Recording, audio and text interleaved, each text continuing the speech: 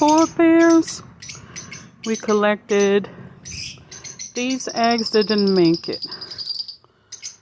So the ones that kind of like grayish are the ones that the chick died inside. The ones that are lighter in color, they were not fertile to begin with. This little baby died while it was hatching. I'm guessing it's because of the humidity. So probably issues with the humidity.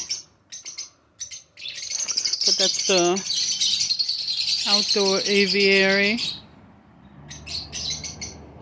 And this is the other one.